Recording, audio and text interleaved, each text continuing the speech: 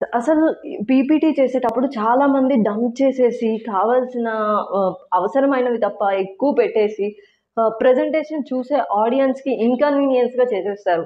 మీరు అలా ప్రజెంట్ చేయడం వల్ల ఆటోమేటిక్గా ఆడియన్స్కి ఏమవుతుందంటే అసలు చూడాలి అనే ఇంట్రెస్ట్ కూడా రాదు. కోర్స్ మీరు చాలా టైం పెట్టి చేస్తారు దాన్ని, కానీ దాన్ని చూసే ఇంట్రెస్ట్, చదివే ఇంట్రెస్ట్, టైం ఎవరికి ఉండదు. ఇప్పుడు అసలు what not to do while you're doing your presentation, 30 to 40 slides పెట్టేస్తూ ఉంటారు. అన్ని స్లైడ్స్ ఎవరు చదువుతారండి? బేసిక్గా మనం కూడా చదవం కదా. So it's a wrong exemption you have. And text, paragraphs పెడితే బుల్లెట్ పాయింట్స్, కీ పాయింట్స్ చూడడానికే టైం సరిపోదు. How this paragraphs works out? So text paragraphs ఎక్కువగా పెట్టకూడదు, మెన్షన్ చేయకూడదు. నెక్స్ట్ ఇమేజెస్ తక్కువగా పెడతా ఉంటారు.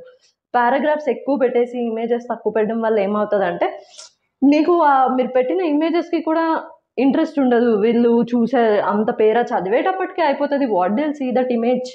And then you coming to colourful, over bright colours కానీ లేదా ఎక్కువ కలర్స్ యూస్ చేసేసేయడం వల్ల కూడా మీ ప్రెజెంటేషన్ అనేది జస్ట్ చూడ్డానికి కలర్ఫుల్గా ఉంటుందేమో కానీ అదంతా అట్రాక్షన్ క్రియేట్ చేయదు, ప్రొఫెషనల్గా కూడా ఉండదు. And next you're coming to title, text formats. ఒక హ్యాండ్ రైటింగ్ ఫార్మాట్ సెలెక్ట్ చేసుకుంటే బిగినింగ్ నుంచి ఎండ్ దాకా అదే ఉండడం. ప్రాపర్గా మీ ప్రెజెంటేషన్ని మీరు ఎలా కన్వర్ట్ చేయాలి, ఎంత చేస్తే అందరూ అట్రాక్టివ్గా మీ ప్రెజెంటేషన్, మీ పీపీటీతో పాటు మీ ప్రెజెంటేషన్ ఎట్లా ఇస్తాం అని కూడా ఇంపార్టెంట్. సో మీ ఫస్ట్ మీ పీపీటీ ఎలా ఉండాలో చూద్దాం, తర్వాత మీ ప్రెజెంటేషన్ ఎలా ఉండాలో చూద్దాం. సో అసలు పీపీటీలో ఎన్ని స్లైడ్స్ ఉంటే బెటర్? మీకు మోర్ దెన్ 10 to 12 స్లైడ్స్ ఉంటే చాలు.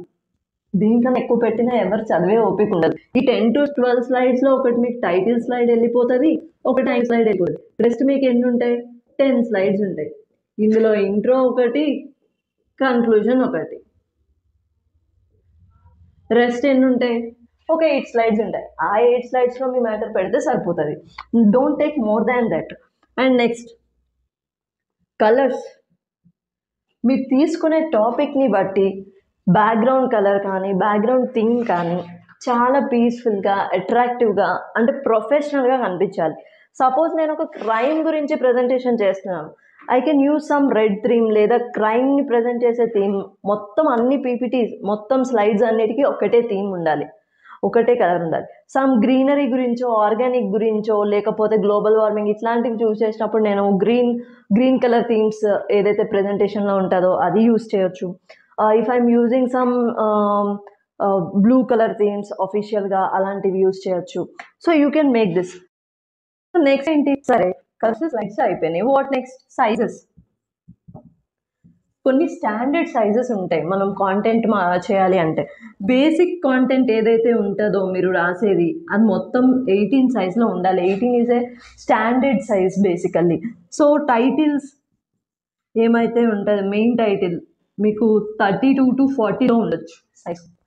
దీనికి సబ్ టైటిల్ ఏదైతే ఉంటుంది, sub title are tag, that you can come at 28 to 30, దీనికన్నా కొంచెం చిన్నగా. సరే హెడ్డింగ్స్ని ఎంత తెస్తారు? 24 headings and sub headings. That is what మీరు ఈ కాంటెంట్కి పెట్టే హెడ్డింగ్స్ అనేవి 24 ఈ సైజ్లోకి తీసుకొచ్చుకోండి. సో సైజెస్ అయిపోతుంది. నెక్స్ట్ మీకు కొన్ని మ్యాండేటరీ సైజెస్, స్టాండర్డ్ సైజెస్ ఇవి, కలర్స్, నెంబర్ ఆఫ్ స్లైడ్స్ అయిపోయింది. సో కాంటెంట్ తక్కువ ఉండి అండ్ షో పిక్టోరియకల్లీ మోర్, అంటే ఇమేజెస్, గ్రాఫ్స్ ఇలాంటివి ఎక్కువగా చూపించండి. So it will attract people to see what is that. Content తక్కువ చేయండి. ఈ కాంటెంట్లో కూడా మీరు ఏంటి, బుల్లెట్ పాయింట్స్ ఇవ్వండి. పారాస్ పెట్టొద్దు. Give some bullet points, main points. మీరు చూసుకోవడానికి, మీకు రిమెంబరైజ్ అవ్వడానికి మాత్రమే అది సెట్ అయ్యేలాగా. మీరంతా మీ ప్రెజెంట్ పీపీటీ ఏదైతే ఉందో అది చూడడానికి పర్ఫెక్ట్ అయిపోతుంది. సరే పీపీటీ పర్ఫెక్ట్ ఉంటే సరిపోతుందా? మనం దాన్ని ప్రజెంట్ చేసేదాన్ని కూడా బాగుంది. How it should be. ఏదో ఒకటి చెప్పేసి ఏదో ఒకటి చేసేస్తే మనం ప్రెజెంటేషన్ అట్రాక్టివ్గా ఉండదు. కానీ మనకుండే ఈ డేటా నుంచి నువ్వు దీన్ని 4-5 టైమ్స్ ఎక్స్ట్రాగా చెప్పావు, ఎక్కువ మాట్లాడావంటే నీ పాయింట్స్, నువ్వు ఒక 4 బుల్లెట్ పాయింట్స్ చూసావు బోర్డ్ మీద, ప్రెజెంటేషన్ మీద, కానీ నువ్వు ఒక 14 బుల్లెట్ పాయింట్స్ మాట్లాడు. How it looks, it transforms, right? ఎక్కువ మాట్లాడి తక్కువ చూడాలి. అండ్ బోర్డ్ ఎప్పుడన్నా మీకు పీపీటీ అనేది జస్ట్ రిమెంబరైజేషన్కో, లేకపోతే వాళ్ళకి మీరు ఇది చూడండి అని చూపించడానికో తప్ప you should not go and read that particularly. వెళ్ళి దాన్ని చదివేస్తే ఏం రాదు. That is not a presentation basically. మీరు ఎప్పుడైతే ఎక్కువ మీరు మాట్లాడతారు, మీరు ఎక్స్ప్లెయిన్ చేస్తారో అది మీ ప్రజెంటేషన్ అవుతుంది.